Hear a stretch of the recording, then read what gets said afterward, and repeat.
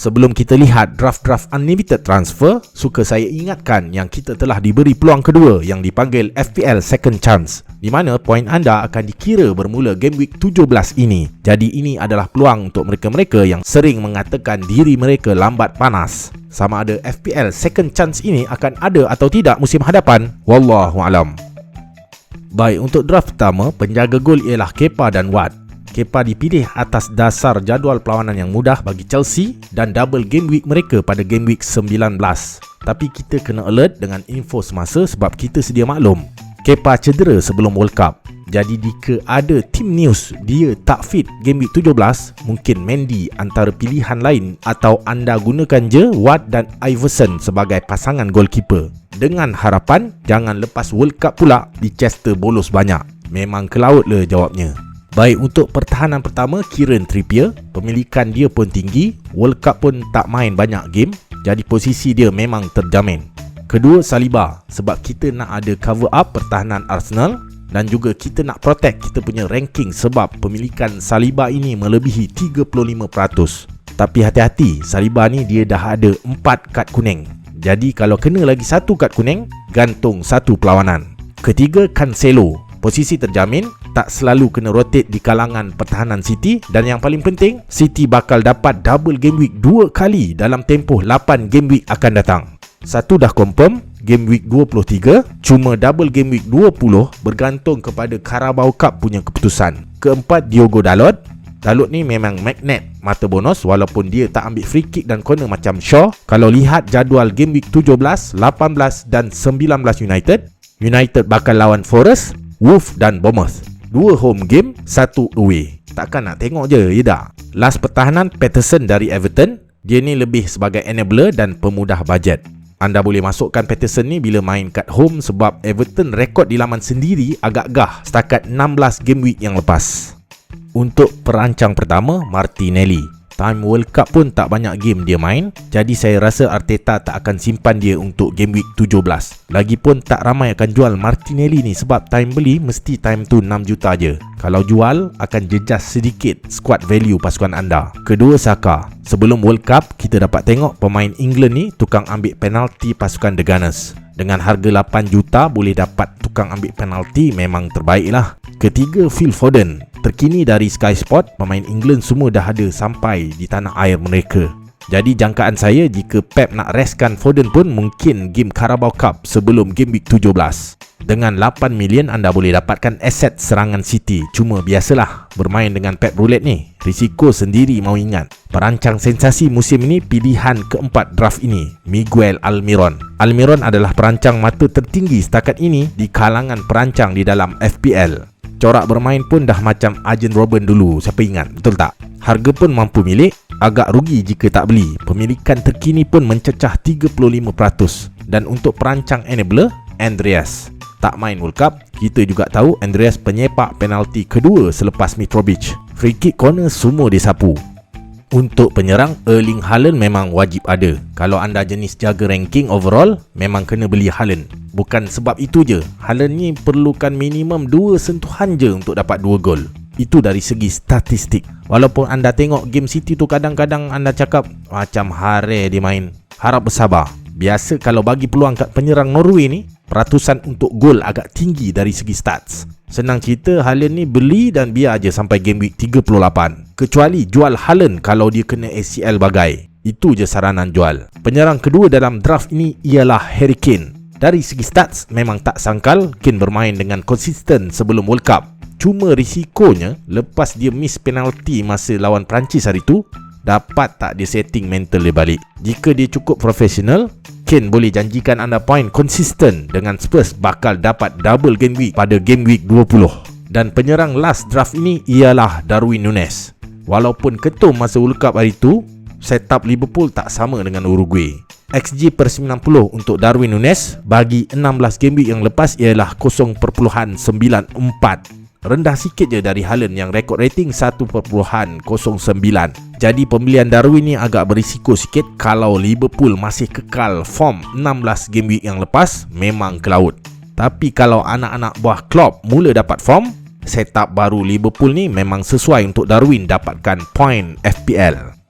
Jadi secara keseluruhan, draft pertama ni memang berfokus kepada penyerang-penyerang yang agak mahal sambil kita bawa masuk beberapa pemain yang bakal dapat double game week. Kita tengok pula draft yang kedua. Untuk draft kedua, beberapa pemain kita kekalkan dari draft pertama. Perubahan pertama draft ini, kita ada Reece James. Berbanding Patterson, kita beli James sebagai pan draft kedua ini. Dari sumber sahih, James dah mula training bersama pasukan. Cuma dengan jadual Boxing Day yang pack, mungkin atau tidak Graham Potter turunkan dia setiap game. Itu yang menjadi persoalan. Tapi memang terbukti tak ada James dan Chilwell, Chelsea memang hilang identiti. Ada yang cadangkan juga kalau nak cari pengganti James, ambil Chalobah. Setakat ini dia main setiap game untuk Chelsea. Risikonya, form Chelsea sebelum World Cup memang teruk. Asyik bolos memanjang. Cuma sekarang jadual Chelsea dah mula mudah. Mana penting bagi anda? Form atau jadual perlawanan? Perubahan ketiga berbanding Foden, draft ni kita gunakan KDB. Belgium hari tu balik awal dari World Cup. Jadi berbanding Foden, peluang KDB nak start ni lagi tinggi. Lagi satu, untuk draft ni memang tak ada satu pun player Liverpool. Jadi slot KDB ni memang untuk standby. Kalau salah dapat form balik lepas double game week 23 City nanti. Jadi hanya perlukan sedikit saja bajet untuk dapatkan salah semula. Kalau tak form, kita kekalkan terus je dengan KDB. Perubahan kedua, berbanding Saka, kita ambil Kulusevski. Kita ambil Kulu dulu sebab Spurs akan dapat double game week dulu berbanding Arsenal. Lagi satu sebab, kita nak cover up serangan Spurs sebab dalam draft ni kita bakal harungi tanpa Harry Kane. Kulu tak main World Cup dan cukup fresh untuk game week 17. Dia ni sama kes dengan Salah lah. Fresh tapi kita risau form dia orang. Perubahan keempat, berbanding Darwin Núñez, kita ambil terus Mitrovic untuk target double game week 19 dan jadual perlawanan mudah Fulham game week 17 dan game week 18. Mitrovic pun balik awal World Cup, cukup rehat dan yang paling penting dia ni talisman Fulham. Kalau dia tak ada, macam tak lengkap serangan Fulham. Jadi saya yakin walaupun jadual Boxing Day pack, Mitrovic akan main semua game. Jadi minit permainan memang terjamin dengan dia ni. Cuma apa yang anda perlu waspada, dia dah ada 4 kad kuning. Jadi kalau kena satu lagi kad kuning, gantung satu game. Nak kalau kena waktu double game week, kena pula pada game yang pertama, hancur double game week anda. Perubahan yang kelima, berbanding Harry Kane, draft ini kita guna Callum Wilson. Wilson berada pada ranking ke-8 dalam ranking point penyerang FPL setakat ni. Itu pun dia dapat ranking tu dengan tak main 4 perlawanan liga sebab injured hari tu. Jadual perlawanan Newcastle pun tak berapa susah. Kalau dia fit, memang berbaloi dapatkan Wilson.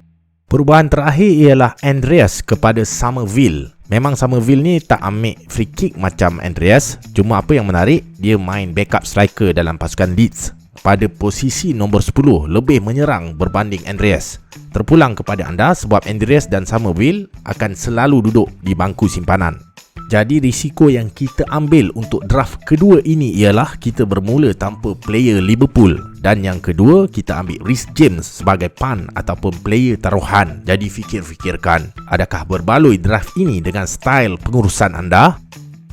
Untuk draft ketiga ini lebih kepada menyerang dan target jadual perlawanan yang mudah setiap game week dan lebih bersifat jangka pendek. Dengan setiap 2 ke 3 game week, anda akan gunakan sekurang-kurang satu free transfer untuk merubah kepada pemain yang mempunyai jadual yang lebih menarik. Barisan pertahanan berbanding Saliba dan James, draft ini kita gunakan Gabriel dan Castagna. Dari segi ancaman gol, Gabriel lebih berbahaya dalam situasi bola mati. Dari segi eye test dan stats, sangat menyokong pandangan ini. Positifnya, lebih murah 0.1 juta berbanding Saliba. Untuk Castagna, agak berisiko. Semuanya bergantung kepada form Watt. Kalau jadi, memang kenyang. Kalau Watt ketum, Castagna juga akan dapat kesannya. Berbanding Kulusevski dan Wilson dari draft kedua, draft ketiga ini kita guna Rashford dan Martial. Ya, dengan form United sebelum World Cup dan form perlawanan persahabatan United ketika World Cup, ianya agak berisiko. Namun, high risk high reward kata orang putih. Jadual perlawanan United lawan Forest, Wolves, Bournemouth mungkin boleh beri untung kepada barisan serangan The Red Devils. Dan yang terakhir, berbanding Somerville, kita gunakan Wilfried Zaha untuk draft ketiga ini. Zaha bakal menghadapi Fulham game week 17 dan Bournemouth game week 18. Kita akan lihat selepas ini perancangan perpindahan untuk 10 game week mendatang bagi draft yang ketiga ini. Ingat, saya bukan Sifu. Saya hanya berkongsi info. Assalamualaikum.